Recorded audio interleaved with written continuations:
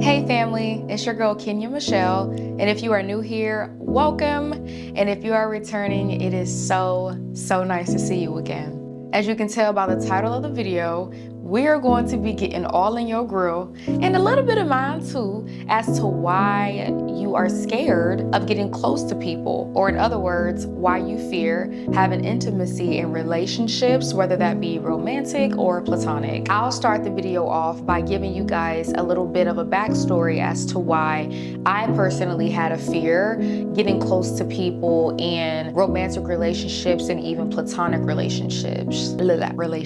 My fear stemmed from fear of rejection. So a couple of years ago, well, not even a couple of years ago, when I was younger, I actually had this friend that I was really close to, and I was going through some unfortunate things, and I trauma dumped on this person. Now there's actually a term for it. Back then, I'm pretty sure there was a term for it, but I didn't know. But I trauma dumped on this person without even realizing like what I had done, and the person literally ghosted me. And it was hurtful because back then, like, I was young, right? So I'm thinking like, oh, this is no big deal. I just want to know what they have to say about it. And the person literally had no response. And so after that experience, and mind you, I had shared a really personal, deep thing with this person, and the person just ghosted me. And so leaving this conversation, it left a wound that I didn't know was still open until I journaled and I sat down with myself and I reflected. And fast forward, a couple of years later, the person eventually still had me on their socials, and they reached out and they apologized and things of that nature. But I still had that wound, and I pinpointed it to that moment in time and to that situation with everything that happened. And mine was just fear of rejection, because when this person ghosted me, as I started getting older and as I started experiencing different people and different relationships and stuff, I automatically thought if I open up and if I be vulnerable, these people are gonna ghost me. These people are literally never gonna talk to me again. And so I was navigating throughout my life with that, and I didn't even know it. So fear of rejection was definitely the number one on my list in terms of me being scared to get close to people. The second thing that I realized that was a really big determining factor in why I was scared to get close to people had to do with some hurtful past experiences that I had. And this is when I got a little bit older.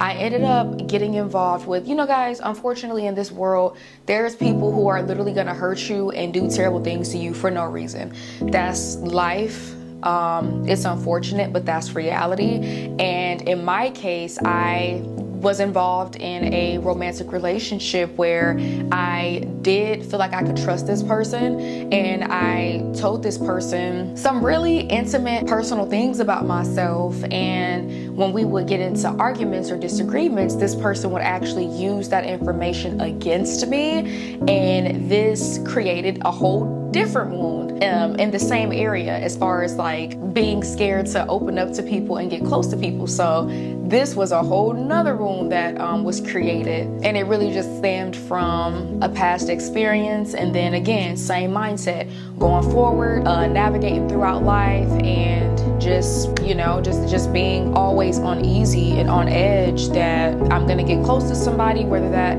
be in a platonic or romantic relationship, and they're gonna use these things against me if they get mad. Now, obviously, that's not the reality, but when I still have that wound, it definitely drove a lot of the decisions that I was making in my life. The same thing could also probably be said for you. So while I'm talking about these different things pertaining to my life, I definitely want you guys to also reflect on your life and what could also be the case, because past experiences is a big one for a lot of people. Like sometimes when you've been hurt by something, or you left a really traumatic situation or whatever, the scars that situation leaves on you can definitely direct and influence the next decisions and choices that you're going to make in your future.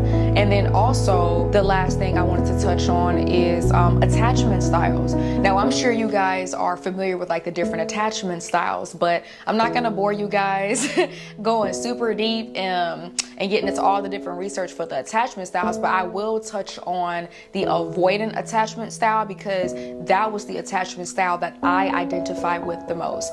Let me know down in the comments which attachment style that you guys identify with the most, because guys, I'm still a work in progress, okay? I honestly believe that on our healing journeys, there is no such thing as being 100% healed. And if anybody comes up to you and say, I am 100% healed. So the avoiding attachment style was the one that I identify with the most. The avoidant attachment style basically stems from the caregiver either being emotionally unavailable or dismissive. Now, in this type of dynamic, the child oftentimes suppress their emotions.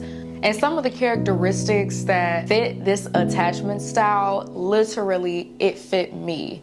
Like, some of the characteristics are independence, difficulty trusting others, and avoiding intimacy. Like, you guys, when I found out about this attachment style, I was like, ain't no way that they just ran me up and down. Like, when I tell you I was mind blown, but this was like, the thing is, I had no idea what my attachment style was. And then when I started researching and looking into the different attachment styles and I came across avoidant, I was like, holy crap, oh my gosh, like, this is me. And so how this transferred over into like my platonic and romantic relationships was that I wouldn't communicate very well in regards to the different type of emotions that I was feeling. Like, if someone had done something that rubbed me the wrong way, I would oftentimes find myself sitting with the uncomfortable situations, trying to dissect exactly how I felt before going to them. And sometimes this wasn't the greatest thing to do, because then these uncomfortable feelings would just harbor.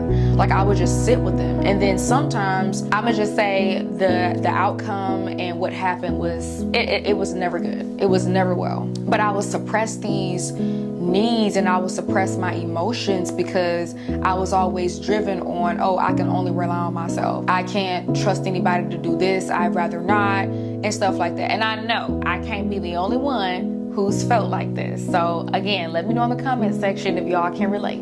And honestly, family, if you can relate to any of the previously mentioned points that I've mentioned in this video, this is a judge-free zone, okay? And I am going to give you guys some advice and some tips that has helped me navigate my fear when it comes to being intimate in romantic and platonic relationships. But hold on, y'all, because if you've made it this far in the video, this tells me that not only are you serious about your healing journey, but you're also serious about your personal development, which is why I need you to run, okay? Don't walk, and I need you to join the family, okay? Join the Safe Haven Hideout family by clicking the link below in the description box. This is a beautiful, success-driven, free group chat that I've created to give individuals like me and yourself a space where we can actually connect with other people like us, to help all of us to become better versions of ourselves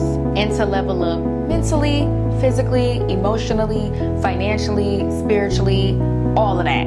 So again, run and do not walk to join the Safe Haven Hideout family, and I cannot wait to see you there. Tip number 1, you guys, you have to practice self-reflection and awareness. Well, how do I practice that? I got you. Journaling. See, y'all knew it was coming. Y'all knew it was coming. I'm gonna repeat it in every single video if I have to, because you guys, journaling is so transformative. Like, when you're actually intentional about the journaling prompts that you use, and you're consistent with journaling, and you're honest with yourself in your journaling, you guys, when I tell you the amount of healing that comes from journaling is mind-boggling, which is why in the future I am definitely going to create some really unique journal prompts for you guys, and I'm also going to create journals as well. So be on the lookout.